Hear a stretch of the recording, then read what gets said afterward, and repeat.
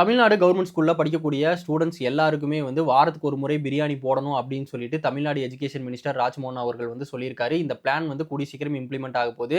அது மட்டும் இல்லாம இன்னைக்கு டைம்ஸ் ஆஃப் இந்தியாவோட ஹெட்லைனே வந்து இதுதான். தமிழ்நாட்டில் ஸ்டூடெண்ட்ஸ் எல்லாருக்குமே வந்து வாரம் ஒரு முறை வந்து பிரியாணி போடணும்னு சொல்லிட்டு மெனு லிஸ்ட் ஆட் பண்ணியிருக்காங்க. வரைக்கும் தமிழ்நாடு கவர்மெண்ட் ஆட்சி பண்ணிட்டு இருந்த எல்லா காலகட்டத்திலையுமே மதிய உணவு திட்டத்தில் வெறும் முட்டையை மட்டுமே ஆட் பண்ணிட்டு இருந்த இந்த டைம்ல வந்து டிவிகே கவர்மெண்ட் என்ன பண்ணியிருக்காங்கன்னா முட்டை கூட சேர்ந்து பிரியாணியும் கொடுக்கணும் அப்படின்னு சொல்லிட்டு ஆட் பண்ணியிருக்காங்க.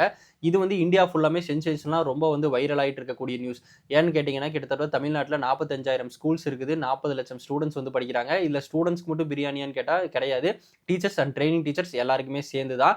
அது மட்டும் இல்லாமல் இந்தியாவில் வந்து இது வரைக்கும் இந்த மாதிரியான விஷயங்களை எந்த கவர்மெண்ட்டுமே பண்ணது கிடையாது. ஸ்கூல்ஸில் மதிய உணவு திட்டத்தை வந்து இம்ப்ளிமெண்ட் பண்ணியிருக்காங்க. ஆனால் பிரியாணி போடுறதுங்கிறது புதுசாக இருக்குது.